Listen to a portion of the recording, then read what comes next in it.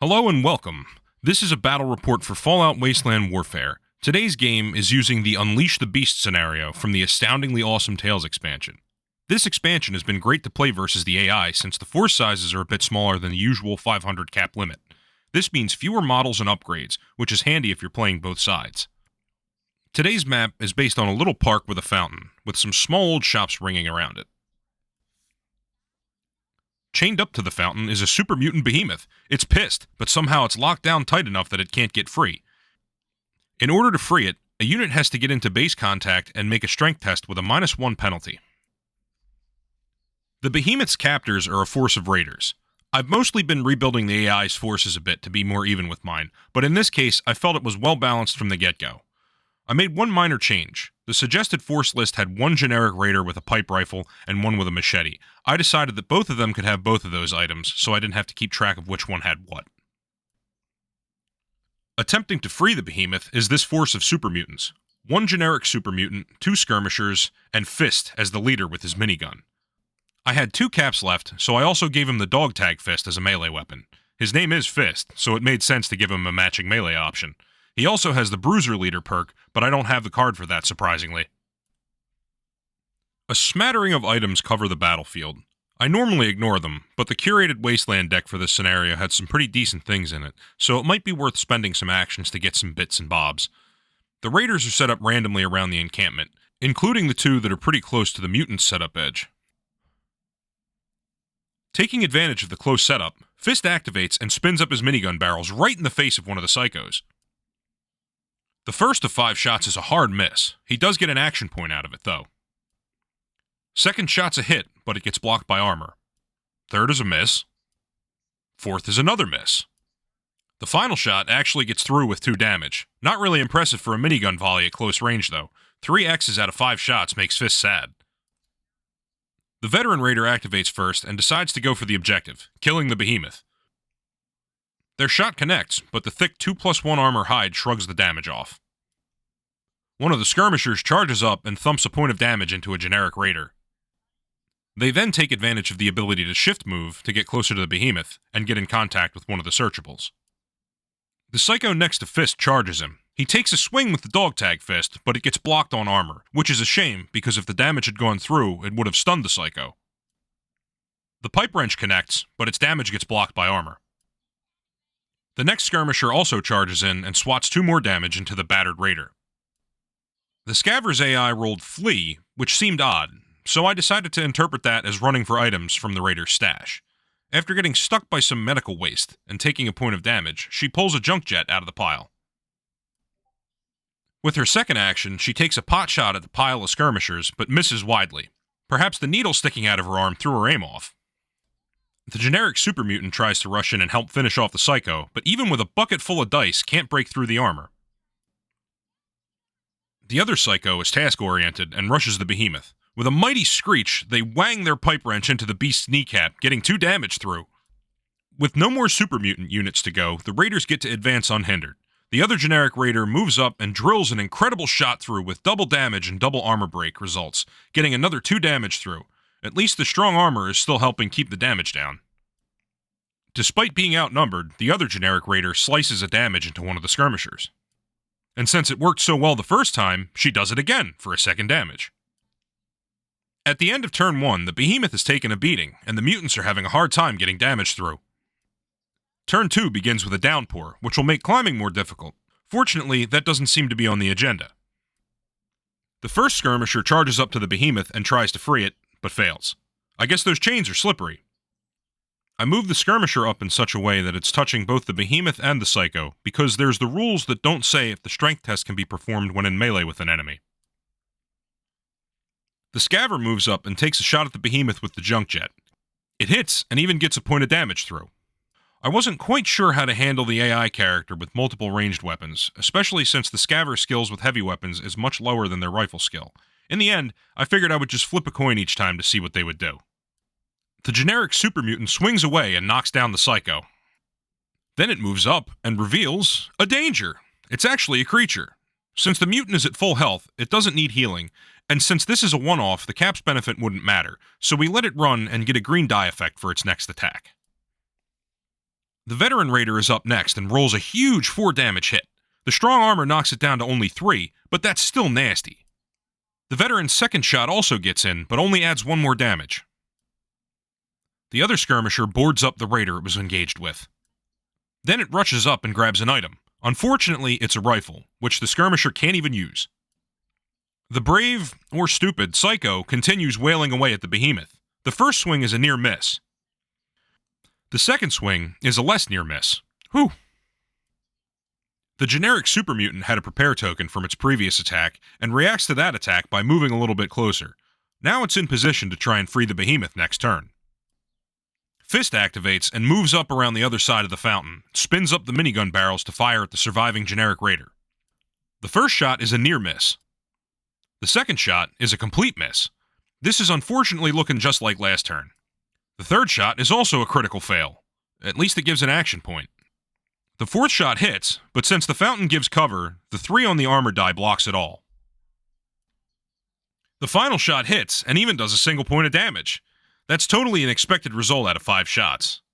Maybe after this battle, Fist should give his minigun a full teardown and cleaning. The Veteran Raider had a prepare token from their second attack, and takes a reaction shot at the Behemoth. Since it's a quick action though, a 7 isn't a hit. The Raider takes a shot at Fist, which just barely misses.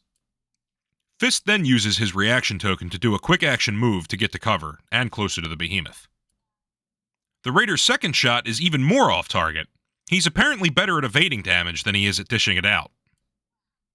As turn 2 ends, the Behemoth is taking a beating, but 2 Raider models have been removed. To win, all the Raiders need to do is drop the Behemoth, but the Mutants need to sweep the table, so it does seem like things are tipping in the Raiders' favor for now. After the downpour in turn 2, to start turn 3 we have some wet ground to contend with. The biggest challenge this turn for me is going to be remembering it for everyone. Since the next event card has the flip icon, we get to see what it's going to be. It turns out that after rain comes the lightning next turn. Now that both sides have an even number of models, counting the Behemoth, the Raiders get to go first. The Veteran Raider activates first, and charges in to swing away in melee. However, they slip a bit on the wet ground, so they'll be taking a penalty on their swing. The -2 from wet ground doesn't seem to make a difference, since the attack whiffs out regardless. Fist moves up to help the Behemoth, but despite having the highest strength stat, he fails to break the chains. The Scaver lets loose a volley from the junk jet at the Behemoth. The first shot rolls an incredible 4 damage, but with the strong armor and 2 from the armor die, only 1 gets through. The second shot hits, but gets fully blocked by armor. The generic super mutant rushes up to the Behemoth and frees it. The chains have been broken, but it'll take it a moment to shrug all of them off, so it doesn't get to activate until next turn.